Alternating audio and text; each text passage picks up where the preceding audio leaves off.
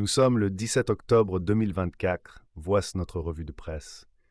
Olivier Biscay, l'actuel directeur de la rédaction de Midi Libre, a été désigné pour remplacer Aurélien Viers à la tête du quotidien La Provence. Ce départ, prévu le 18 octobre, fait suite à des mois de rumeurs concernant le futur de M. Viers, fragilisé depuis une crise au printemps dernier.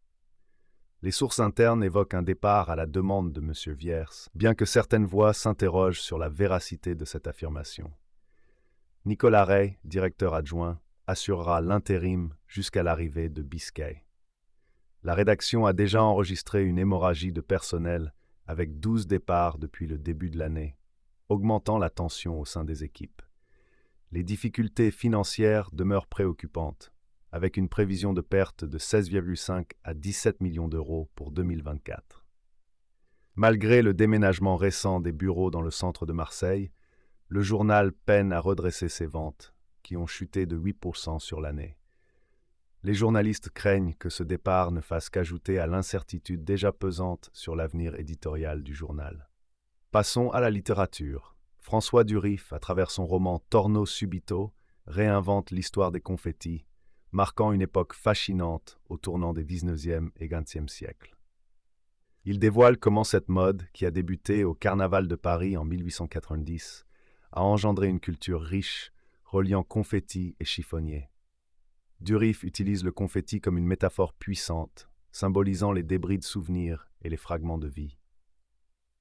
Son projet d'écriture, inspiré par son expérience dans les cimetières, explore la connexion entre deuil et joie, deux éléments souvent opposés mais entrelacés dans le processus de création. Dans une ville chargée d'histoire comme Rome, il questionne la valeur des fragments abandonnés et le sens que chaque époque leur accorde. Le livre évoque également une communauté d'écrivains qui se forment autour de ces thèmes de recyclage et d'empreinte.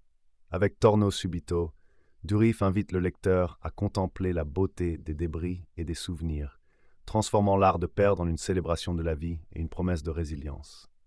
Passons à la tech. Les fabricants d'intelligence artificielle mettent actuellement au point des logiciels innovants appelés agents, qui pourraient non seulement répondre à des requêtes, mais agir pour atteindre des objectifs précis. Sam Altman, fondateur d'OpenAI, a affirmé qu'une telle avancée pourrait arriver bientôt, désignant les agents comme le niveau 3 de l'évolution de l'IA. Ces agents, en se connectant à divers logiciels et applications, pourraient réaliser des tâches aussi variées que prendre des rendez-vous ou gérer des emails.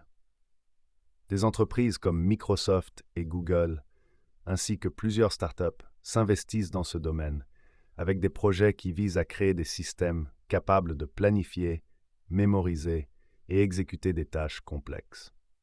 Toutefois, des critiques émergent quant aux promesses de cette technologie, notamment sur les risques associés à des agents autonomes, comme la perte de contrôle et des usages malveillants. Des experts spécialisés appellent à une prudence accrue, soulignant les défis techniques à surmonter avant de déployer ces agents dans des environnements sensibles. Les inquiétudes portent également sur la sécurité et l'éthique, alors que la capacité de ces systèmes à interagir avec des données sensibles pose problème.